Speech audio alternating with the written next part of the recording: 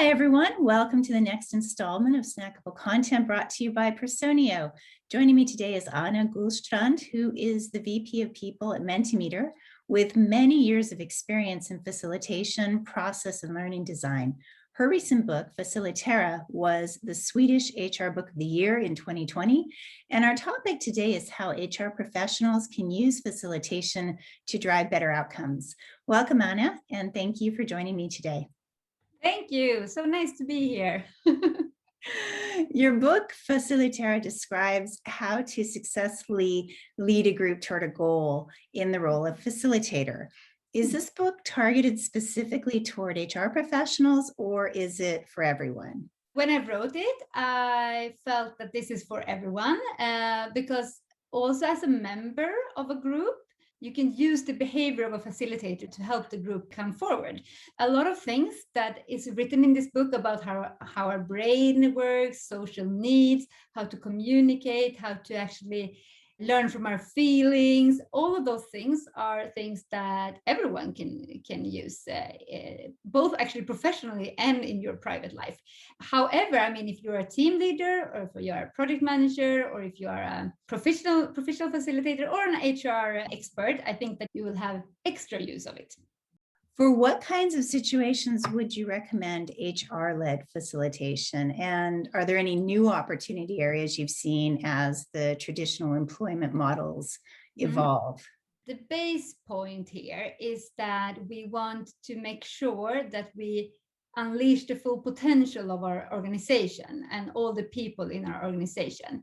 And we want to make sure that in every meeting or social situation or workshop or whatever, that we really get the full capacity of the group, like the full collective intelligence of the group, that each and everyone are getting heard and that we are actually listening in to different perspectives, different knowledge and so on. So a group can take like a qualitative decision on what to do and how to move forward in every situation. We want everyone's knowledge and perspectives in the discussion, and it can be tricky to both be the meeting leader or the workshop leader and participate at the same time.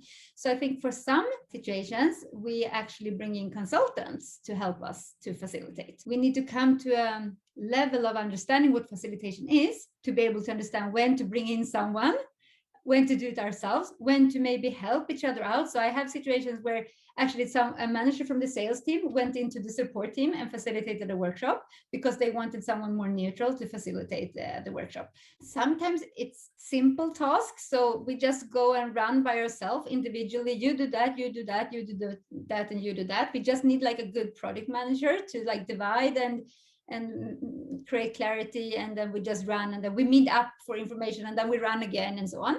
So I believe that we need to intentionally think about when that is not the best approach, where we actually need to gather the group in the same meeting or the same workshop and to have a process design that helps that group to take the smartest decision together. And usually that is when it's like complex things, or when there are high stakes, or when there are a lot of money involved, or when it's very important that we have commitment and engagement for the decision and for the implementation. So there are some things where it's more important to actually gather the group and do something like this together. And there are situations when it's not necessary. How do you see facilitation working in a remote or a primarily online environment? I mean, what usually a lot of facilitators love is like this learning by doing approach, or like that you experience something with the group and then you make the group learn from the experience. But we start with doing and then we learn by doing. And I think that has been so interesting now with the COVID situation, that everyone was like thrown into learning and experiencing something new and trying out new things and being like, first time in Miro, first time in Mural, maybe first time in Mentimeter, and just like figuring it out and let's go for it. So I think this has been, first of all, super good for everyone to just like throw themselves in and learn new things. And it shows that we are actually very flexible and adaptable as human beings. However, there are some things that you need to do differently in remote facilitation.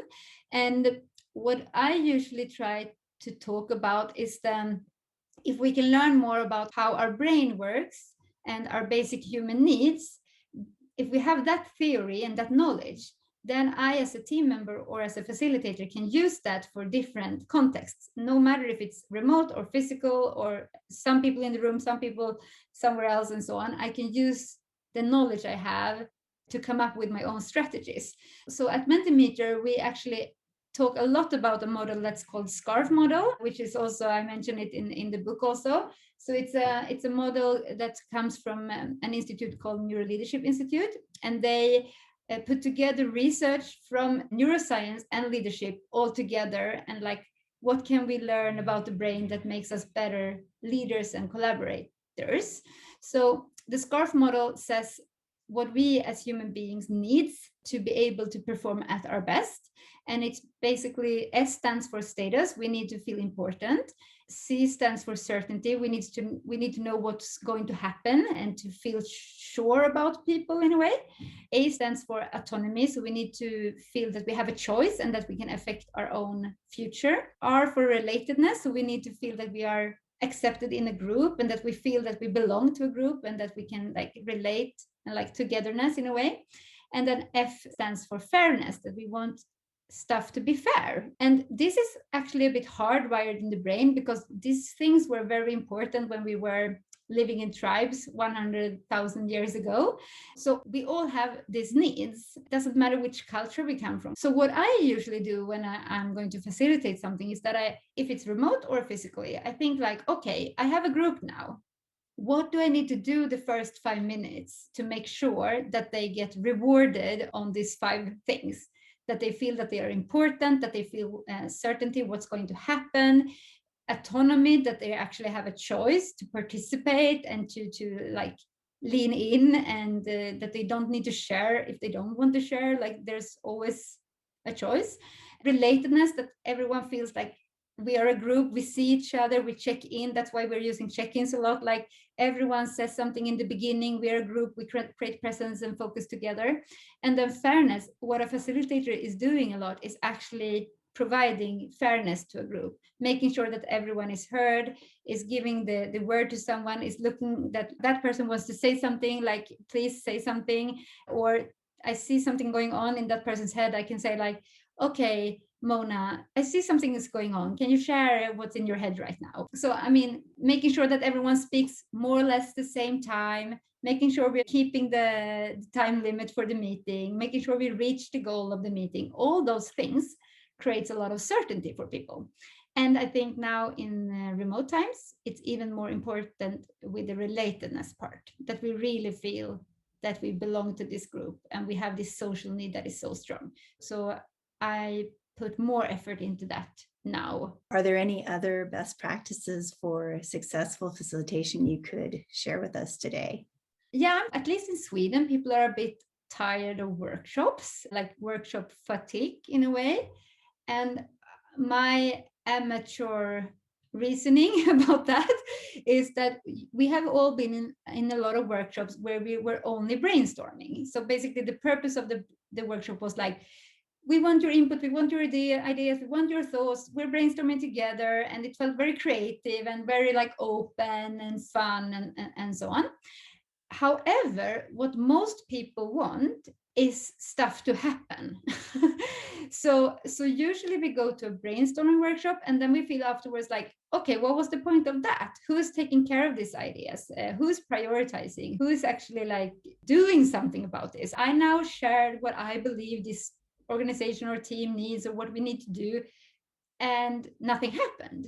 And I believe that we need to stop doing those kind of workshops where we only throw things in the air and not like doing something out of it. So what I talk a lot about is that we need in every workshop, or it can be in 2 different sessions, we need first to open up, but we also need to narrow down and prioritize, take decisions, talk about next step, talk about who is doing what, talk about what is most important, what is not important. All those important discussions we need to have. So every session should be open up, but maybe when half time is over, then we spend time to actually decide something and to move forward. That is what is creating like the feeling of impact, that this was meaningful, that my time was meaningful here, that I am important for real because something actually happened. And I believe that that is our biggest challenge, both as facilitators, but also like everyone who's like working in organizations. We're doing so many meetings and workshops with no clear end and no clear decision and no clear outcome. And I think that is the most important job of a facilitator, to make sure that there is a concrete outcome and there's a concrete action plan and we know who is doing what after the session. You as a facilitator, you are supporting the group to reach a goal, to reach a special result, an outcome, and that's your most important job. That's a great key takeaway. So Yeah. your book is in Swedish. Please hold it up. It's here. Okay. So for all Swedish speakers, this is a great resource. What can you point us to other resources for non-Swedish speakers to learn more about facilitation? My Bible is a book called The Art of Facilitation by Dale Hunter. So that one is very good.